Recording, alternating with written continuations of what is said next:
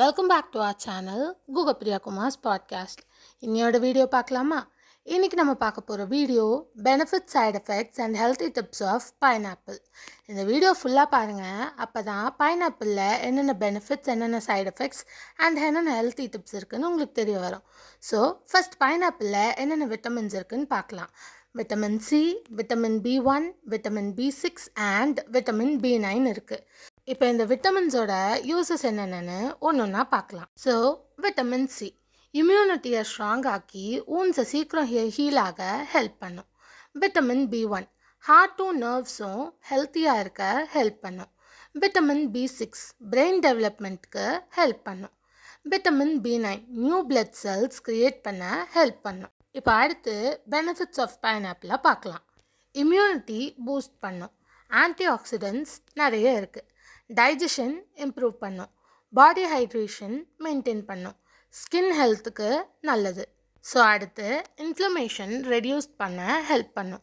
Wound ஹீலிங்க்கு support பண்ணும். Heart ஹெல்த்துக்கு நல்லது.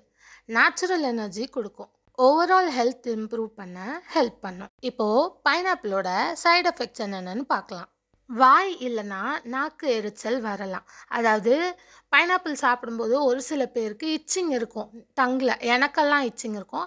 அந்த மாதிரி ஒரு சில பேருக்கு நாக்கில் இச்சிங் இருக்கும். அசிடிட்டி இல்லை ஹார்ட் பர்ன் வரலாம். ஸ்டொமக் பெயின் வரலாம். டயரியா வரலாம்.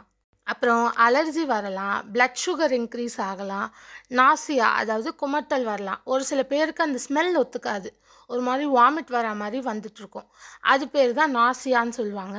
குமட்டல் அப்படின்னு சொல்லுவாங்க. தமிழில் வாமிட் வர்றது தான் அப்படி சொல்கிறாங்க. அலர்ஜி வரலான்றது எதுக்கு சொல்கிறோம் அப்படின்னா, ஒரு சில பேருக்கு வந்துட்டு ஸ்கின் அலர்ஜி வரும் பைனாப்பிள் சாப்பிட்டா. அடுத்து பைனாப்பிளோட ஹெல்த்தி டிப்ஸ் என்னென்னு பார்ப்போம். அளவோடு சாப்பிடுங்க. இது பைனாப்பிளுக்குன்னு மட்டும் இல்லை, எந்த ஒரு ஃப்ரூட்டாக இருந்தாலும் எதாக இருந்தாலுமே அளவோடு சாப்பிடுங்க. ஃப்ரெஷ்ஷான ரைப் பைனாப்பிள் சூஸ் பண்ணணும்.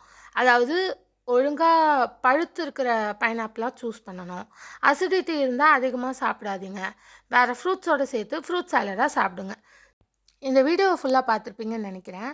ஸோ பைனாப்பிளில் என்னென்ன ஹெல்த்தி டிப்ஸ், என்னென்ன பெனிஃபிட்ஸ், என்னென்ன சைட் எஃபெக்ட்ஸ் இதெல்லாம் தெரிய வந்திருக்கும். ஸோ இதெல்லாம் தெரிஞ்சுட்டு சாப்பிடுங்க. தேங்க்ஸ் ஃபார் வாட்சிங். லைக், ஷேர், சப்ஸ்கிரைப்லாம் பண்ணிக்கோங்க. நாளையோட ஸ்டோரி வீடியோவில் உங்கள் எல்லாரையும் நான் மீட் பண்ணுறேன். By guys.